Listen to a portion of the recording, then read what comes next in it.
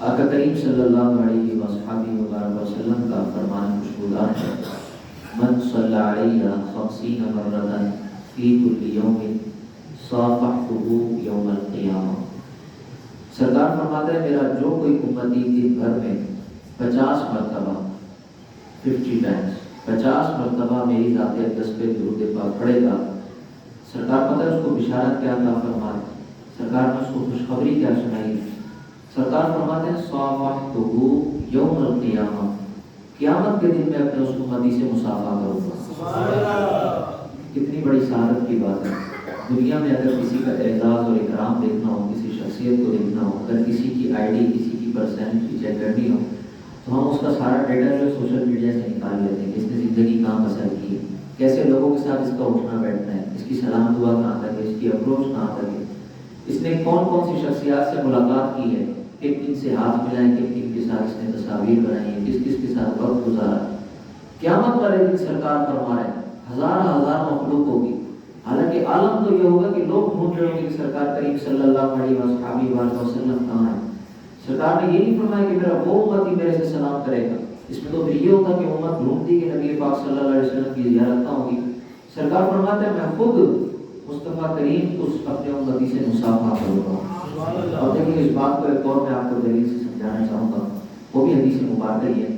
ہم مومنوں کی ماں اماں عائشہ صدیقہ طیبہ طاہرہ، اور آج جن ماں کے لیے خصوصی محفل ہے، اماں خدیجہ الکبریٰ سلام اللہ علیہا، اسلام کی پہلی خاتون جنہوں نے پہلے کلمہ پڑھا، اور نبی پاک صاحب اللہ صلی اللہ علیہ وسلم کی ازواج مطہرات میں سے یہ وہ زوجہ ہیں جن کو سب سے زیادہ نبی پاک صلی اللہ علیہ وسلم کے ساتھ رہنے کا شرف حاصل ہوا ہے۔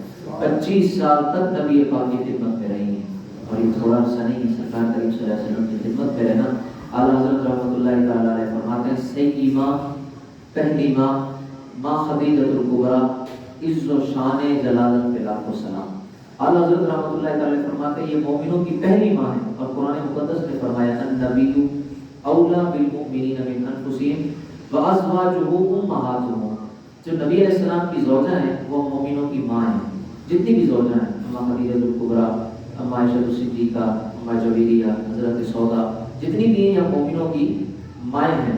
تو آپ ارشاد فرماتی ہیں کہ ایک مرتبہ میں گھر پر روٹیاں بنا رہی تھی، اتنے میں آپ کا کریم جب بھی سرکار کا نام ہے نا، نام سنے درود پاک پڑھا ہے، آقا کریم صلی اللہ علیہ وسلم کا نام کیا۔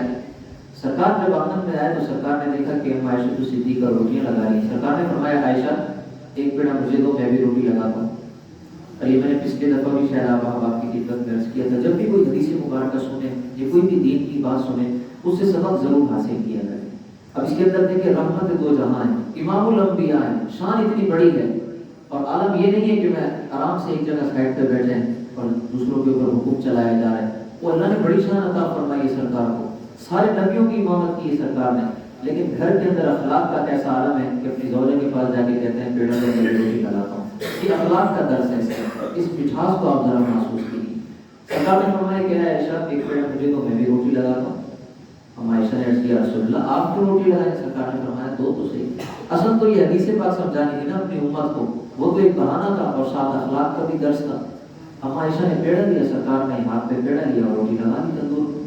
کچھ دیر گزری، ہم عائشہ صدیقہ طیبہ طاہرہ آپ حجرے میں آئیں، روٹیوں کا سارا وہ تندور جو اپنا اٹھایا ہوا موڑ کو، اور عرض کیا رسول اللہ صلی اللہ علیہ وسلم آپ نے جو روٹی لگائی تھی وہ تو ابھی تک ویسی کی ویسی، اس کے بعد میں نے کئی روٹیاں لگائی ہیں، وہ پک کے تیار بھی ہو چکی ہیں۔ اب سنیے کہ سرکار کریم صلی اللہ علیہ وسلم نے کیا ارشاد فرمایا۔ سرکار فرماتے ہیں اے عائشہ یہ تو دنیا کی آگ ہے، جس چیز کو کچھ محمد کے ہاتھ نہیں اس کو جہنم کی آگ بھی نہیں جلا سکتی۔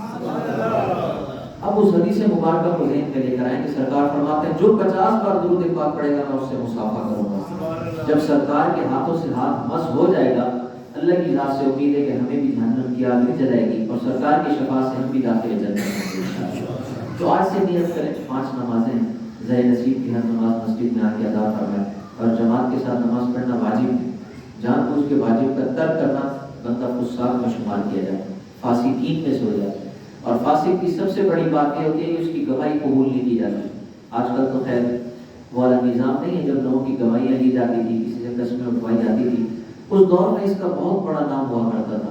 جیسے کوئی شخص آئے اور کہے کہ میں گواہی دیتا ہوں اور 1000 بندوں کے سامنے اس کو رائیگاں کر دیا جائے کہ تیری گواہی قبول نہیں ہے کیونکہ تو فاسق. بہت بڑی شرم کی بات ہے، بہت بڑی عبرت ہے. تو جماعت کے ساتھ نماز پڑھنا یہ واجب ہے. حتی الامکان کوشش کیا کریں، بلکہ کوشش کیا ہی یوں کریں کہ نماز جماعت کے ساتھ ہی پڑھا جائے. ہاں کبھی جماعت سے ترک ہو جاتی ہے، جماعت سے نہیں پڑھ سکتے آپ، کوئی وجہ ہوتی ہے، کوئی شرعی مجبوری، تو بعد میں پھر دل کے اندر اس کی دقت بھی محسوس کرے بندہ کہ یار میری جماعت رہ گئی یار اس وجہ سے، اور بندہ اپنے آپ کو اتنا ڈوبا سا محسوس کرے. ایک صحابی رسول حاضر خدمت ہوئے، ان کا کچھ چہرہ ناراض تھا. سرکار کریم صلی اللہ علیہ وسلم نے ارشاد فرمایا کہ کیوں پریشان ہو، تمہاری کیا چیز گم ہو گئی؟ عرض کرتے ہیں یا رسول اللہ صلی اللہ علیہ وسلم میری اثر کی جماعت فوت ہو گئی.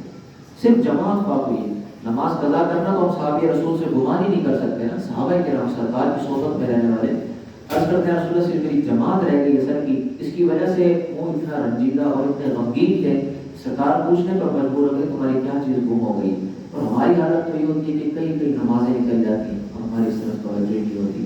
لیکن یہ رمضان مبارک جو ہے جس طرح میں نے پہلے عرض کیا، باقی یہ کمانے کا سیزن ہے لیکن پیسے کمانے کا نہیں ہے، نیکیاں کمانے کا سیزن ہے. نفل کا برابر اتنا بڑھا دیا جاتا ہے ثواب، فرض کا ثواب 70 گنا بڑھا دیا جاتا ہے. تو 5 نمازیں پڑھیں، ہر نماز کے بعد 10 مرتبہ درود پاک. میکسیمم آپ کو 30 سیکنڈ لگے گا ٹائم دیکھ کے پڑھیں، اور آہستہ پڑھتے تو 1 منٹ لگے گا آپ کو. صرف ہر نماز کے بعد 10 بار درود پاک پڑھیں. 5 نمازوں کا اگر آپ ایکول کریں گے تو 50 ہو جائے گا. 50 بار درود پاک پڑھ لیں گے آپ کو یہ بشارت حاصل ہو جائے گی. ذہن نصیب اگر اس سے جتنا بڑھانا چاہیں، اگر اللہ پاک اور لطف دے اور سرور دے، اللہ پاک اور آپ کو ذوق عطا فرمائے تو بے شک 500 مرتبہ پڑھ لیں، 1000 مرتبہ پڑھ لیں.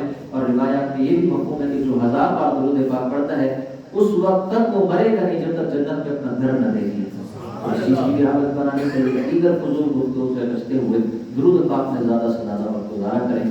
اس حدیث مبارکہ کو پیش کرنے کا اصل مقصد بھی میرا یہی تھا کہ عام وقتوں میں جیسے ہم لوگ چلتے پھرتے رہتے ہیں، اور ایک بات یاد رکھیے گا، رب تعالیٰ عز و جل نے 3 چیزیں ایسی ہیں جس کا کوئی وقت ارشاد نہیں فرمایا اور نہ ہی نبی پاک نے اس کو قید فرمایا ہے. 3 چیزیں ہیں جس کو شریعت نے بیان فرمایا. وہ 3 چیزیں کون کون سی ہیں؟ پہلی چیز ہے اللہ تعالیٰ سے دعا کرنا. کیا ہے پہلی چیز؟ اللہ پاک سے دعا کرنا. اس کا کوئی وقت مقرر نہیں ہے کہ صبح 8 بجے دعا کرنی ہے، 10 بجے کرنی ہے، 12 بجے کرنی ہے. نہیں، آپ ابھی مسجد سے نکلے باہر کھڑے ہو کے آپ کا دل کر یار موسم اتنا اچھا ہے رب سے دعا کرو، ہاتھ اٹھائیں رب سے دعا کرنا شروع کر. جب دل چاہے آپ رب سے دعا کر سکتے ہیں. دوسری چیز ہے قرآن مقدس کی تلاوت کرنا.